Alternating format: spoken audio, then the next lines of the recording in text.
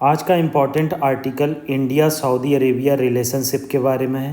देखो रिसेंटली ये एडिटोरियल जो डिस्कशन है ये बेस्ड है India Saudi Arabia strategic partnership council.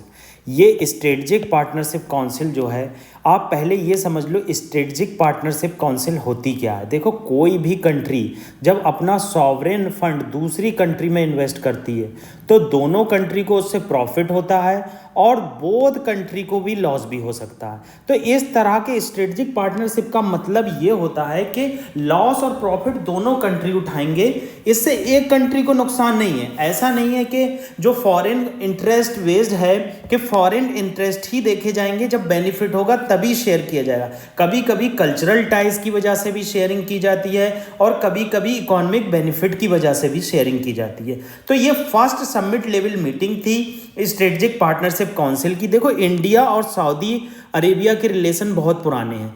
India के सूरत पोर्ट से हमेशा सऊदी अरेबिया से ट्रेड होता रहा है और दूसरी चीज़ सूरत को गेटवे ऑफ मक्का कहा जाता है। यहाँ से क्या है, मक्का और मदीना लोग जाते थे पहले शिप से।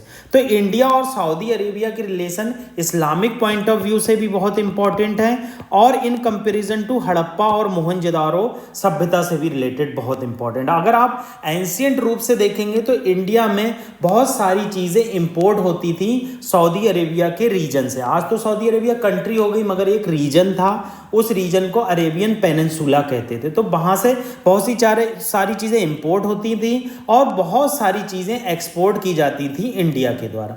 तो ये एक one of the important reason है कि सऊदी अरेबिया बहुत ज़्यादा इम्पॉर्टेंट है हमारे लिए। अब मीटिंग के क्या हाईलाइट हुए, देखो अभी क्या है, सऊदी अरेबिया ने डिसीजन लिया है जो $50 बिलियन का इंडिया में बेस्ट कोस्ट रिफाइनरी प्रोजेक्ट चल रहा है, इसमें सऊदी अरेबिया इन्वेस्ट करेगा अप्रॉक्स $50 बिलियन। ठीक है, और इस बेस्ट कॉस्ट रिफाइनरी प्रोजेक्ट की एक खासियत है कि 60 मिलियन टन रिफाइनरी कम पेट्रोकेमिकल कॉम्प्लेक्स बनेगा महाराष्ट्र कोस्ट पर और इंडिया कोलैबोरेट कर रहा है इसमें सऊदी अरेबिया और अबू धाबी, मतलब जो मिडिल ईस्ट की कंट्री हैं, जो अरेबियन कंट्री हैं, उससे कोलैबोरेट किया जा रहा है क्योंकि रिफाइनरी वहाँ पर बहुत ही इंपॉर्टेंट चीज़ है।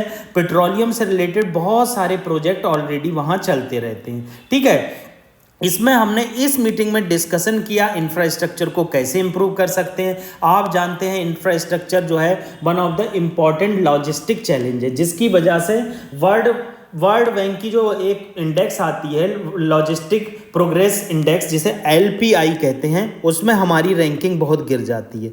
तो इस वजह से क्या है, अगर इंफ्रास्ट्रक्चर मजबूत होगा, अगर हम इंपोर्ट और एक्सपोर्ट पर कम से कम टैरिफ लगाएंगे तो इससे क्या होगा, एक हमारा एक इम्पोर्टेंस बढ़ेगी और वर्ल्ड लेवल पर वैल्यू सिस्टम बढ़ेगा। पावर ग्रिड की बात हुई, कैसे ग्रिड से ग्रिड कनेक्ट किया जाए, गैस ग्रिड बनाया जाए। गैस ग्रिड का मतलब है कि एक जगह से दूसरी जगह गैस को ट्रांसफ़र करने के लिए बहुत ईजी इंफ्रास्ट्रक्चर डेवलप किया जाए। ठीक है, ऑप्टिकल ग्रिड, फाइबर ग्रिड, ये सब इंटरनेट से रिलेटेड हैं, जो समुद्र से सी केबल लाइंस जाती हैं और ये इंटरनेट लाइंस जो होती हैं एक कंट्री से दूसरी कंट्री को रिलेट करती हैं। तो इस तरह से बहुत सी चीज़ें यहाँ पर हुई। मेमोरेंडम ऑफ अंडरस्टैंडिंग हुआ, न्यू एंड रिन्यूएबल एनर्जी में कैसे तरक्की कर सकते हैं, कैसे क्लाइमेट चेंज को टैकल कर सकते हैं with the help of renewable energy.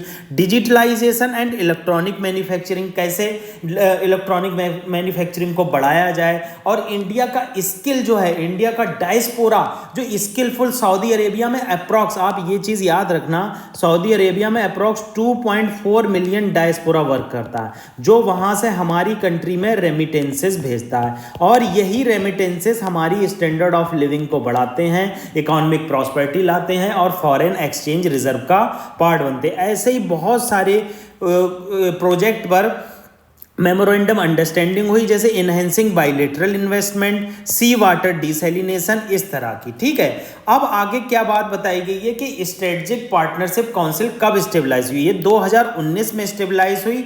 Saudi Arabia जिसकी कैपिटल रियाद है, रियाद ने अब तक चार कंट्रियों के साथ स्ट्रेटेजिक पार्टनरशिप कर रखी है, जैसे यूके, फ्रांस एंड चाइना। ठीक है, फोर्थ कंट्री इंडिया है। इसका मेन पर्पस मैंने आपको बता दिया, हाई लेवल काउंसिल स्टेबलाइज करना और कैसे पॉलिटिकली, कल्चरली और सोशली इंगेज किया जाए, जिससे इकोनॉमिक और इन्वेस्टमेंट प्रॉस्पेरिटी आए और लोगों के बीच में पीपल टू पीपल टाई बढ़े। अब सिग्निफिकेंस क्या है इंडिया के लिए सऊदी अरेबिया का? Economic partnership. इंडिया जितना वर्ल्ड का ट्रेड करता है उसमें 4.53% ट्रेड जो है इंडिया किसके साथ करता है?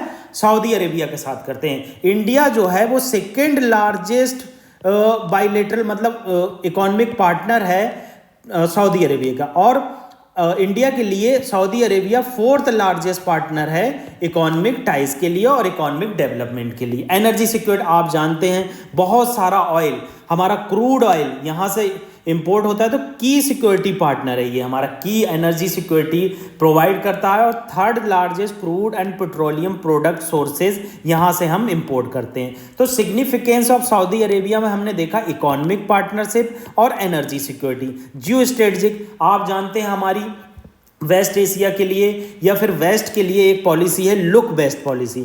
अगर यही सऊदी अरेबिया हम अच्छे से रिलेशनशिप मेंटेन रखेंगे तो लुक वेस्ट पॉलिसी को स्ट्रेंथन कर सकते हैं और India middle east Europe economic corridor जो कल हमने डिस्कस किया था, कल नहीं उससे पहले डिस्कस किया था, इसको बल मिलेगा और हम रेड सी में जो हौती से रिलेटेड विद्रोही हैं, हमास से रिलेटेड विद्रोही हैं और हिजबुल्ला जो लेबनान में है, इससे टैकल कर सकते हैं और न्यू रूट से हम यूरोप से कनेक्ट कर सकते हैं। डिफेंस एंड सिक्योरिटी आप जानते हैं, इंडिया से बहुत सारे डिफेंस के प्रोडक्ट जो हैं या इक्विपमेंट जो हैं सऊदी अरेबिया के द्वारा इंपोर्ट किए जाते हैं। तो डिफेंस से रिलेटेड इकोनॉमिक टाइज बढ़ेंगे। सिक्योरिटी क्या कम्बैट कर सकते हैं हम? टेररिज्म से, साइबर सिक्योरिटी से, मैरीटाइम सिक्योरिटी से, नारकोटिक्स से, ठीक है, और शेयर कर सकते हैं मल्टीलेटरल फोरम पर अपने इंटरेस्ट। और इंडिया की जो कॉम्प्रिहेंसिव रिफॉर्म है यूनाइटेड नेशन सिक्योरिटी काउंसिल में, उसमें भी एक ग्रोथ ला सकते हैं। अब एक ओवरव्यू देख लो आप इंडिया सऊदी अरेबिया रिलेशन।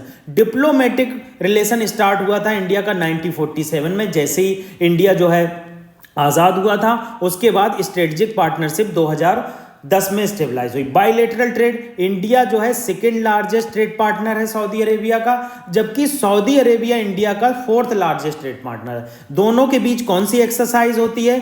अल मोहिद अल हिंदी एक्सरसाइज होती है। ठीक है, ट्रेड एग्रीमेंट। अब इंडिया क्या है, गल्फ कोऑपरेशन काउंसिल के साथ क्या कर रहा है? कोऑपरेट कर रहा है और फ्री ट्रेड एग्रीमेंट के लिए नेगोशिएशन कर रहा है। तो अगर सऊदी अरेबिया से हमारे रिलेशन अच्छे होंगे तो हम वहां की इर्द गिर्द की कंट्री से कॉन्टेक्ट कर सकते हैं, वहां पर प्रोजेक्ट डेवलप कर सकते हैं और हमारे डायस्पोरा से अच्छे से कनेक्ट हो सकते हैं। तो ये सब इंपॉर्टेंट चीजें हैं जो आपको पता होना चाहिए। अब इंडियन डायस्पोरा की आप बात की है, Indian diaspora 2.4 million, approx 24 lakh Indian जो है वहां पर एम्प्लॉयड हैं और वो स्किल के थ्रू अपने कंट्री में रिमिटेंसेस भेजते हैं और बहुत सारी रिसोर्सेज इंडिया से सऊदी अरेबिया में जाती हैं। कल्चरल लिंकेज आप जानते हैं, हॉली सिटी मैंने बता दिया, गेटवे ऑफ मक्का किसे कहा जाता है? सूरत को कहा जाता है, आप एनसीईआरटी में पढ़ते होंगे।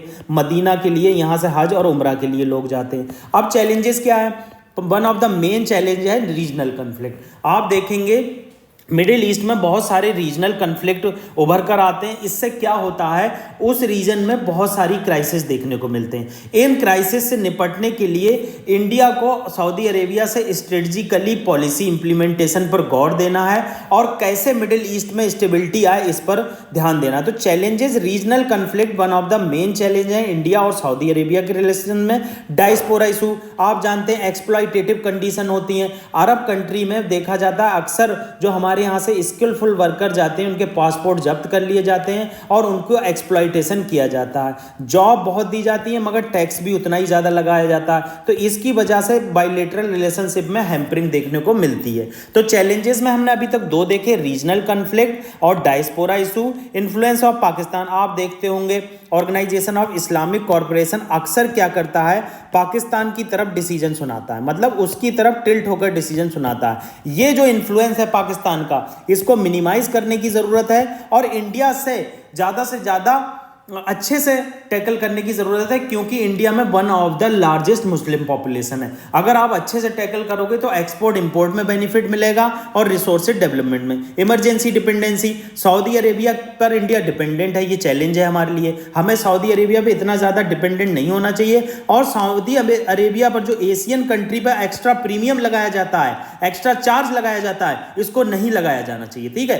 ट्रेड डिफिसिट, इंडिया का जो है हाईएस्ट फिस्कल डिफिसिट हो गया है, ट्रेड डिफिसिट हो गया है, किससे? हमारा सऊदी अरेबिया से। अब वे फॉरवर्ड क्या कर सकते हैं? Balance approach. हम बैलेंस अप्रोच रख सकते हैं अपने एडवर्सरीज से लड़कर, उसके खिलाफ पॉलिसी बनाकर, और ब्यूरोक्रेटिक एंगेजमेंट के थ्रू हम एडवर्सरी जैसे टेररिज्म हुआ और जो अलग अलग तरह के मिलिटेंट ऑर्गेनाइजेशन हुए, तो बैलेंस अप्रोच अपनाने की जरूरत है, बाइलेटरल एंगेजमेंट की जरूरत है, और ट्रेड और कॉमर्स। अगर ट्रेड और कॉमर्स ज़्यादा से ज़्यादा बढ़ेगा तो बाइलेटरल एंगेजमेंट होगा। जब बाइलेटरल एंगेजमेंट होगा तो इससे क्या होगा? इकोनॉमिक प्रॉस्पेरिटी आएगी और एक कंट्री से दूसरी कंट्री के बीच में पीपल टू पीपल टाइज बढ़ेंगे। ठीक है। लेबर वेलफेयर, अब क्या है? सऊदी अरेबिया को कुछ ऐसे काम करना चाहिए कि जो लेबर के वेलफेयर में हो, और उससे क्या हो? हमारे देश के रिलेशनशिप अच्छे हों। काउंटर टेररिज्म, टेररिज्म तो एक ऐसा मुद्दा है आप कहीं भी डाल सकते हैं, किसी भी कंट्री के बीच के रिलेशनशिप में डाल सकते हैं। तो ये हमने इंपॉर्टेंट एडिटोरियल डिस्कशन किया। अगर आपको अच्छा लगा है तो प्लीज़ कमेंट और लाइक जरूर कर दें। Thank you very much.